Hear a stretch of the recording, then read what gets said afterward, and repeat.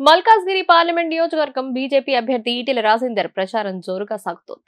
ప్రతి assembly segment లో అన్ని వర్గాల ప్రజల సంఘాలతో ఆత్మీయ సమ్మేళనం ఏర్పాటు చేయడంతో పాటు రోడ్ షోలో మరియు కార్నర్ మీటింగ్ లో పాల్గొంటూ బీజేపీని గెలిపించి మూడోసారి మోదీని ప్రధానిగా చేయాలంటూ విజ్ఞప్తి చేస్తున్నారు. కాంగ్రెస్ మరియు బీఆర్ఎస్ పార్టీలను విమర్శిస్తూ ఈటెల ప్రచారం కొనసాగుతోంది. ప్రతి చోట కూడా బీజేపీని ప్రజలు బ్రహ్మరథం పడుతూ ఉన్నారు. దేశంలో మూడోసారి బీజేపీ అధికారంలోకి రావడం, ప్రధాని నరేంద్ర మోదీ హ్యాట్రిక్ సాధించడం ఖాయమంటూ ఈటెల చాలా నమ్మకంగా కనిపిస్తున్నారు. ప్రచారంలో భాగంగా ఈటెల రాజేందర్ నేడు ఉప్పల్ నియోజకవర్గంలోని రామంతపూర్ లో రోడ్ షో, ఫిర్జాదిగూడ కూర్మ సంఘం నాయకులతో ఆత్మీయ సమ్మేళనం, మల్కాజ్గిరిలో బైక్ మెకానిక్స్ అసోసియేషన్ వాసులతో ఆత్మీయ సమ్మేళనం, బోడుప్పల్ వివేకానంద నగర్ వాసులతో బ్రేక్ఫాస్ట్ మీటింగ్ లో ఈటెల రాజేందర్ పాల్గొన్నారు. రామంతపూర్ లో నిర్వహించిన బీజేపీ విజయ సంకల్ప రోడ్ షోలో పాల్గొన్న ఈటెల రాజేందర్ కాంగ్రెస్ పార్టీపై తీవ్ర స్థాయిలో విమర్శలు చేశారు. ఈ సందర్భంగా ఈటెల మాట్లాడుతూ కాంగ్రెస్ పార్టీ మొన్నటి ఎన్నికల్లో ఎన్నో హామీలు ఇచ్చింది. 6 గ్యారంటీలు, 66 హామీలు, 420 సమస్యలు, మహిళలకు ఆర్టీసీ బస్సులో ఉచిత ప్రయాణం తప్ప ఏ ఒక్కటి అమలు కాలేదు. మళ్లీ కాంగ్రెస్ పార్టీకి ఓట్లు వేయండి. రాహుల్ గాంధీ ప్రధానమంత్రి అయితే మీకు ఇచ్చిన హామీలు అమలు చేస్తా అంటున్నాడు ముఖ్యమంత్రి రేవంత్ రెడ్డి. అది అవుతదా? మీరే ఆలోచించండి. IT corridor, industrial corridor, underground drainage, అంతమవుతున్న చెరువులు, సిమెంట్ రోడ్లు, పేదలకు సొంతింటి కల ఇవన్నీ నెరవేర్చే శక్తి, అధికారం బీజేపీకి మాత్రమే ఉంది.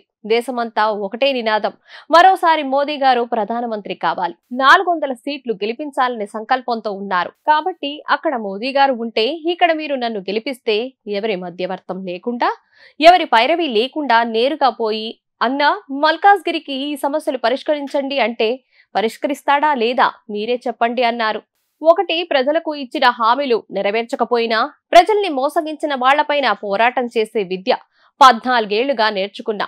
మన ప్రభుత్వమే వస్తుంది కాబట్టి ప్రజల సమస్యలు తీర్చే దాంట్లో నేనే ముందుంటా కాబట్టి ఈసారి కమలం పువ్వు గుర్తుకు ఓటేసి గెలిపించి మరోసారి ధర్మాన్ని, న్యాయాన్ని, సనాతన సాంప్రదాయాన్ని, స్వేచ్ఛని, అభివృద్ధిని కాపాడుకోవాలని చెప్పి విజ్ఞప్తి చేస్తున్నాను. అప్పట్లో విపక్షాలు దేశం విచ్ఛిన్నమవుతుందని, అల్లకల్లోలమవుతుందని, అధోగతి పాలవుతుందని ఆరోపణలు చేశాయి. కానీ ఈ 10 ఏళ్ల కాలంలో దేశం ఎంతగా అభివృద్ధి చెందిందో మనకు తెలుసు. గత బీఆర్ఎస్ ప్రభుత్వం కేంద్ర పథకాలను కూడా తమ పథకాలుగా ప్రకటించుకుంటూ ప్రజలను మభ్యపెట్టడం వల్ల మోదీ గారు తెలంగాణకు ఏమి చేశారో తెలియకుండా పోయింది. పేదలకు సొంతింటి కల నెరవేర్చాలని 4 కోట్ల ఇళ్లను కట్టించారు. పల్లెటూర్లలో మహిళలకు టాయిలెట్లు లేకపోతే స్వచ్ఛ భారత్ పథకం కింద 12 కోట్ల ఇళ్లలో టాయిలెట్లు కట్టించారు. బీజేపీ ప్రభుత్వం మళ్లీ అధికారంలోకి వస్తే రిజర్వేషన్లు తీసేస్తారని కాంగ్రెస్ కూటమి అసత్య ప్రచారాలు చేస్తోంది. కానీ బీజేపీ అగ్రవర్ణాల పేదలకు కూడా రిజర్వేషన్లు కల్పించింది. మందకృష్ణ మాదిగ చేస్తున్న కేటగిరీల పోరాటంలో కూడా నరేంద్ర మోదీ గారు తమ మద్దతు తెలియజేశారు.